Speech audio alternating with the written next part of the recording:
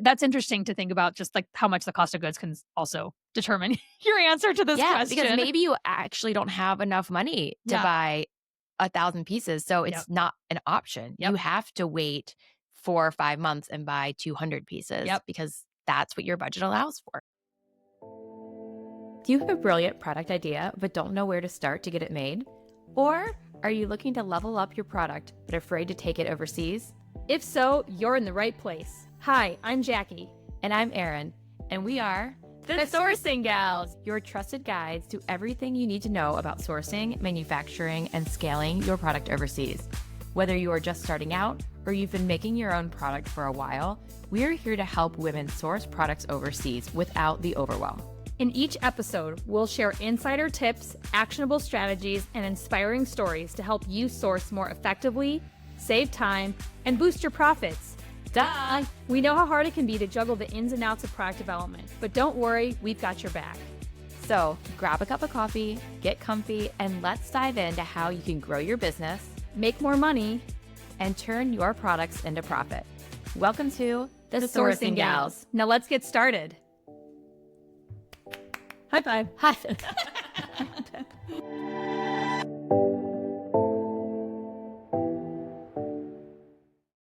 Hello, and welcome back to The Sourcing Gals. Can you believe we are on episode 21? It feels like just yesterday we started this. It does.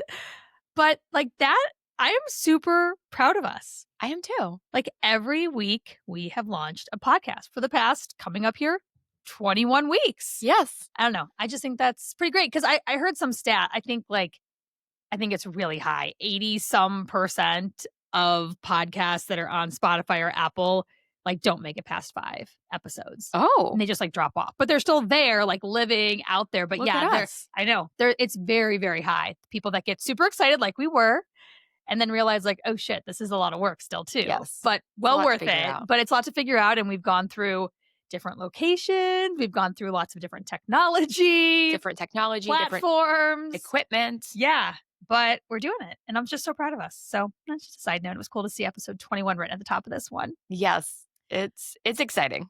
Okay, so today this is going to be fun. I'm a little anxious in a good way about this because I think it's going to put us in the hot seat for sure. Yes, definitely a hot seat, but it's going to be a game. It's supposed to be fun. So this is the Sourcing Gals. Would you rather? Da, da, da, da, da, da.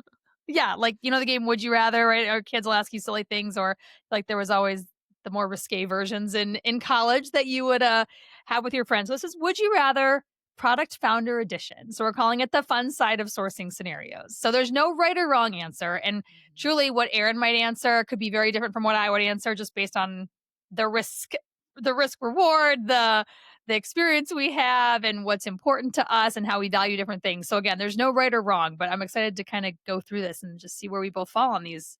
And also the Would you type of rathers. product, right? Because, you know, when Totally. you're dealing with a tote or a t-shirt or something like that, the technical aspect of the product is so much less than if you're dealing with something with a ton of components to where it would completely change your answer. Totally. So let's just get on into it. Let's start with our first Would You Rather. Would you rather have a viral launch of your product or a slow build? I'm going to let you start with this one. I think I would rather have a viral launch. Because then you can build off that launch when it comes to PR opportunities and influencer opportunities, and you know that there is need and want for your product out there, and you can build upon that. I think a slow build, while it seems predictable and it seems like you're building a firm foundation in the world of retail, it's pretty quick. So when you have a slow build, it's actually hard, I think, to review and analyze the data coming in. Yeah, it's interesting. So when I launched Piper and Mint, it was my first time truly launching a product at this scale, right? I had hobbies and done things growing up, right? But this was I had a website and I had actual legitimate product made by somebody else. And it was a very long R&D process. And it's funny because I did start slow, but that's because I thought that's what you had to do launching an e-commerce business. Like I just from, oh, it's just got to grit it. It's going to take time. It's going to take time to build. And then, I had a couple really big PR pops along the way that did send us viral in some ways. And I realized that having a slow build, now to be fair, I was working another job and I had a lot of other things going on in life. So it was actually The right probably season for a it slow probably build. was the right season for a slow build, but I've also realized that if you wanna jump over those other slow builders, you can. You just gotta think bigger, and you gotta go for bigger opportunities, and you gotta level up and not get stuck in the nuances, and so I think that first year for me was definitely a slow build. I learned a lot, though, and also a lot of the relationships I built with super small micro influencers that are now so much bigger, like, they're willing to still work for me, um for free a lot of the times because they're like, "You were with me from the beginning," right? So there's, like, some of those things I learned from being slow build, having a full year under my belt before we really started to, like, see some major pops. I think I did learn a lot. However, in hindsight, knowing what I know now, like, I totally would have taken the viral moment and just known that my supply chain that I built was actually needs the viral moment, like, it needs volume to really get to scale. The slower build is really hard for my factory. That's exactly what I was thinking. Like, while you don't wanna be a flash in the pan, you do if you have a huge influx of money in the beginning, that can just afford you the ability to throw money at the problem, hire people, and Yeah. get it going. And while some people may not make the right decisions with that circumstance and just, go buy a yacht or something, I think that you and I would be like, let's reinvest in our company and keep this build going. Yeah, and I think I've even had to pivot my manufacturers as of late because, I mean, yes, I've had a couple call 'em viral moments, but, virality comes and goes too. Like, it's Sure. not this, you wish it's the sustainable sales that you just keep going day after day, and it's just not the reality of it. So, my factory, I could not get to the scale they wanted and that I thought I would get to fast enough. And so I've now pivoted to a new manufacturer who is willing to take me on the small side for my e-commerce business and then also on the large side for some big opportunities that I have in works right now. So I need both to make my business. I Flexibility. need that flexibility to make my business work. Now it's not just one or the other channel. So I think that's just again things to learn and ask your factory is making sure if you do have an e-commerce business but you're also thinking you might go wholesale, you might need to have the flexibility to do some small specialty runs for that one channel but then some large volume for another. So Sure. just learnings. All Okay, right. that was fun. Scenario 2. Would you rather have your factory ghost you mid order, or would you rather have an emergency in your design that you have to last minute redesign? I'll take the redesign all day long. Ghosting is no bueno. I agree with you on this. I will take the redesign all day long. I There's nothing more annoying than emailing a vendor and not hearing back and then following up again and not hearing back. And then I go on my WhatsApp or my WeChat and I'm trying to ping them from all different ways and still not hearing back. I mean, literally, there's not much else you can do except get on a plane and go and show up, to be honest. I mean, actually, I would probably I'd hire one of my agents to go do that for me. But like, that's a challenging situation. A redesign, while frustrating to delay your product inevitably from launching and it's going to have a cascade, that's something I can work with. You can work with it. You have data, you can put a calendar to it. You're equipped with the knowledge to handle that issue, whereas a ghost leaves you with nothing. Yeah. Yeah. That's, and have you ever had someone like Truly truly mid ghost? production ghost you? Yes. It was a bankruptcy situation. So the Mm, factory went bankrupt in the middle of an order and just totally ghosted. that's tough. I think they went I think they did that to a lot of people because they, like, went on the run. Wow. Like, they moved to Australia, they completely went undercover, Wow. they really just escaped. Wow. Yeah, wild. That is wild. It was a footwear vendor. Huh. Okay, well, reasons to know your factory, right? But there's also the reality that that could happen. It happened to you. Did you have ideas that the factory was in trouble? No, I don't think so.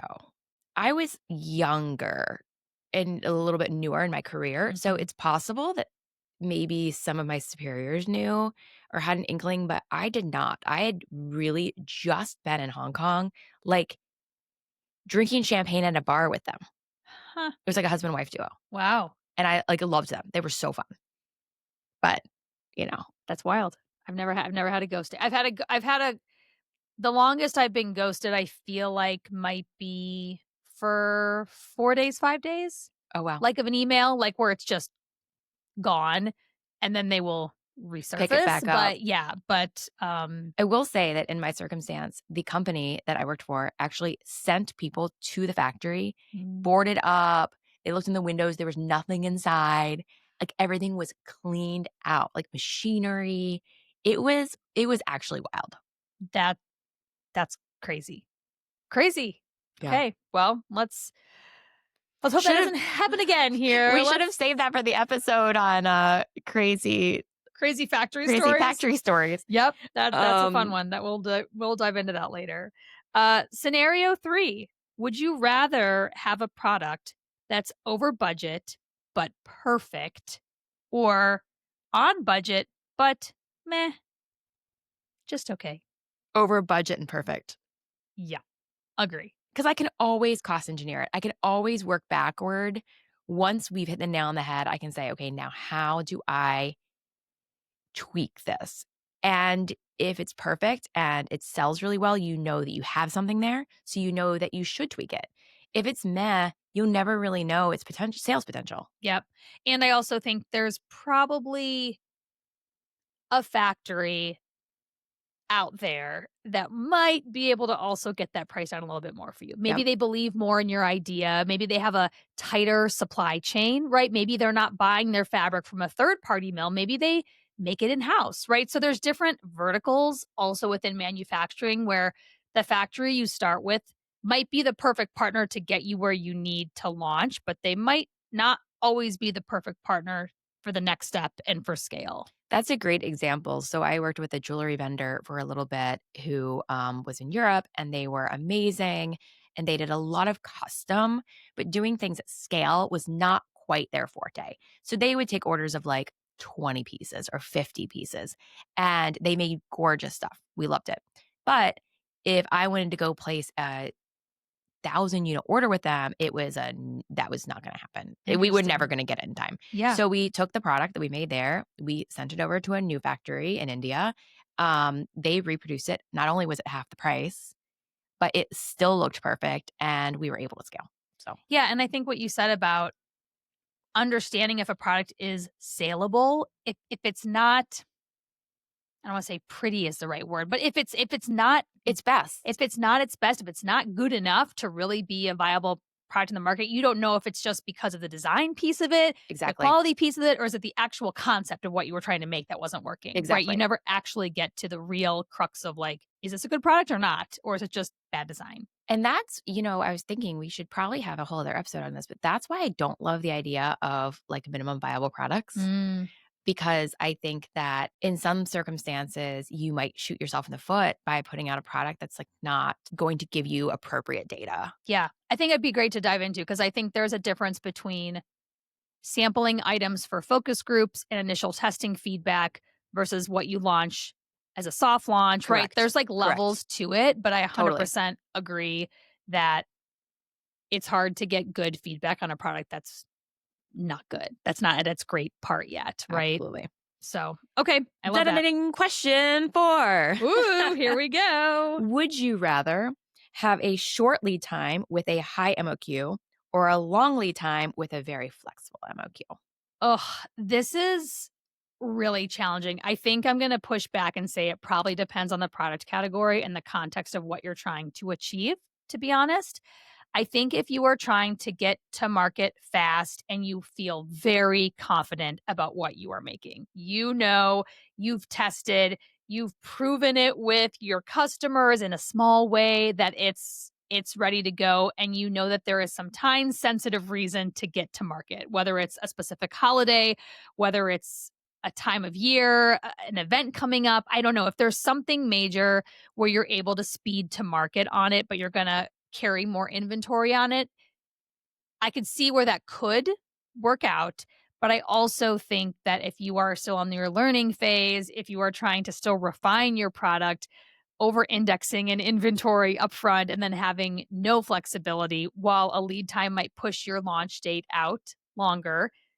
Net net, I still think you're gonna win at the end of the day. And we've talked about this too, you know, not to go back to my own product, but I have a very long fabric lead time. Like 75 days is a very long fabric lead time. We're talking like that's like a jacket lead time basically. And I'm doing a knit fabrication, which is typically 30 max 45 days. So I've now had to get creative and I just booked fabric and found a manufacturer who's willing to sit on my fabric, rolls of fabric, and not cut everything for me because my lead time is putting me in a place where I'm so far from reacting, right? Because 75 days is the fabric.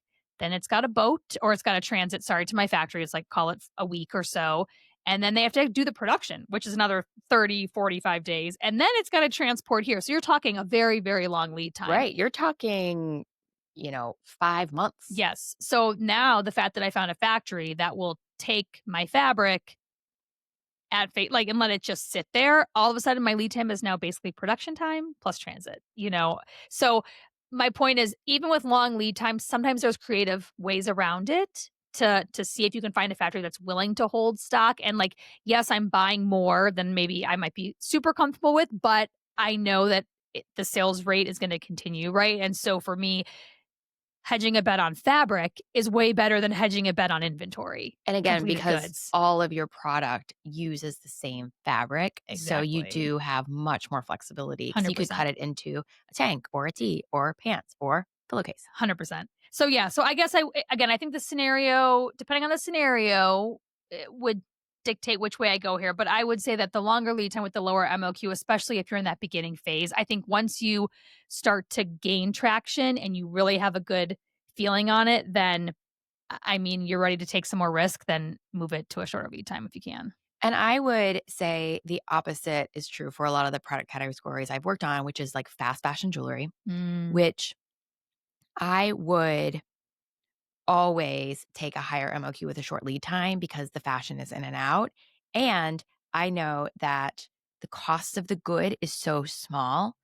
And with that high MOQ, let's say it's 1,000, the cost is going to be half of what it would be if I buy 120 or 500. So I can buy that 1,000. It's cheaper. It's fast. I can get it to market before anyone else and sell out of it and then pivot to something else. So yeah, I think that's a really good point that your cost of goods is what determines a high MOQ to be workable or not too. Sure. If you have a $25 cost of good, then Yes. 1,000 units is a lot different. $25,000 versus my jewelry, it was much less. I bought 1,000 units. I think I paid like $2,000. Yeah. So it's very different. So I think, just for those listening too, right? Like your MOQ can range from 250 to 1,000. I have some vendors that don't work below 5,000, right? And so it just depends on what the item is, what that cost is to kind of filter in what can you work with. I'll also say, I know we've talked about this before, but also with MOQs, there are workarounds. There are ways to maybe pay a slight upcharge and not actually have them deliver you 1,000 units, only 500, but maybe you pay a 25% increase in cost, Correct. right? So again, there's workarounds with that, but that was good. That's interesting to think about, just like how much the cost of goods can also determine your answer to this question. Because maybe you actually don't have enough money to Yeah. buy 1,000 pieces. So it's Yep. not an option. Yep. You have to wait 4 or 5 months and buy 200 pieces Yep. because that's what your budget allows for. Yep. Agree.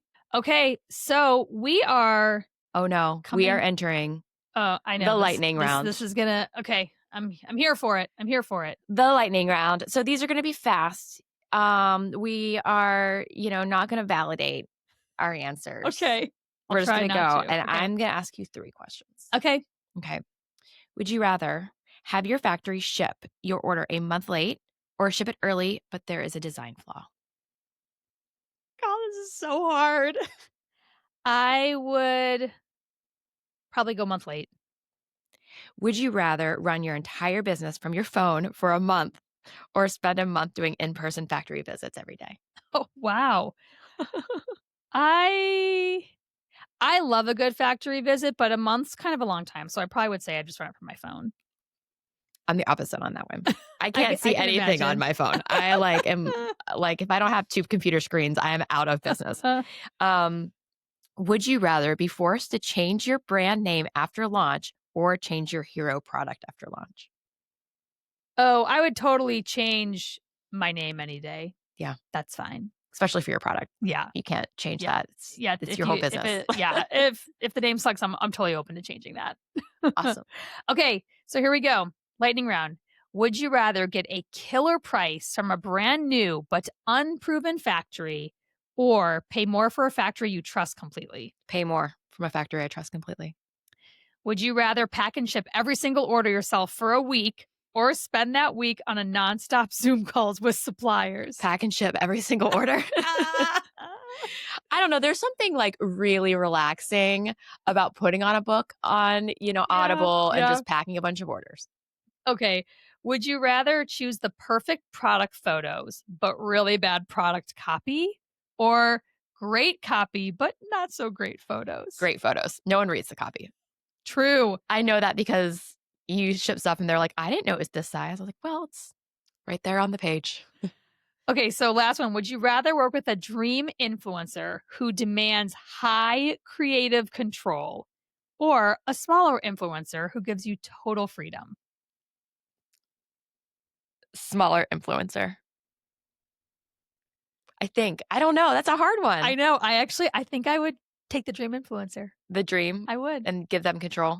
Yeah. I mean, it's still, I'm assuming there's still some Yeah. control with your product. I actually think I agree But with you on that. I agree with you. okay, last one. Oh, this is a good one. Would you rather deal with a container lost at sea? Now, for those who don't know, a container is literally like think of a back end of a truck, right? Yeah. Those like Semi-truck. semi truck, like that is a container load. When you hear that, that's literally what gets put on the boats, right? Would you rather deal with a container lost at sea or an unexpected customs inspection that holds up your order for 2 weeks? Customs inspection. For sure, all day long. I have had a container lost at sea. I had a container one time fall off a boat in the middle of the ocean. Hmm.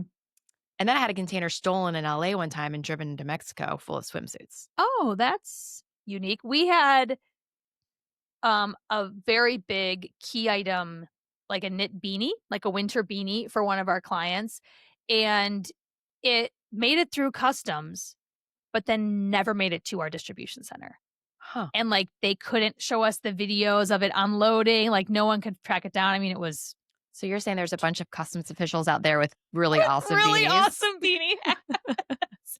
We talk about it all the time. We're like, well, someone's got to be enjoying those beanies. Yeah. Hopefully they went to Canada or somewhere where it's like cold, not Mexico, where they don't really need beanies. Well, we do joke about all of the swim in Mexico. We're like, if you head to Tijuana, you're going to see a whole beach full of swimwear. That's amazing. But anyway, well, that was fun. And I think it gave a little bit of just like background into some of our thought process, our expertise, and some crazy stories from the industry. So Yeah. that was enjoyable. That was fun. And again, there's usually not one right answer. Well, Correct. you probably heard it like, oh, I said one thing and then Aaron's like, but wait. And I'm like, oh, wait, yeah, you're right. So it takes into account, you got to take into account your product, your cost, your market, your go to market strategy, right? All of those things are going to layer in. And your risk personality. How much you're willing to, and how much money you have to put towards it, right? So all those things. I was going to say, from a risk perspective, I usually am right on the edge with that. Like I'm the kind of person who likes to arrive at the airport like while my gate's boarding. So like I will push something to the absolute limit before I make a choice. But yeah, that's not for everyone. Yeah. But I think that also, they say no risk, no reward. At least I think taking bigger risks gives you the opportunity for the bigger reward. That's for sure. That's for sure. So, well, I would love to hear in the YouTube comments or on the Spotify comments if you've had any big would you rather decisions you've had to make for your retail business, or if you have one you'd like to ask of us. I think that'd be fun. But all that to say, follow along on social. We're at The Sourcing Gals on Instagram and at The Sourcing Gals on YouTube as well. You can rewatch any of our podcasts there and also shoot us a little note in the comments. Perfect. Well, until next time, we will see you on The Sourcing Gals.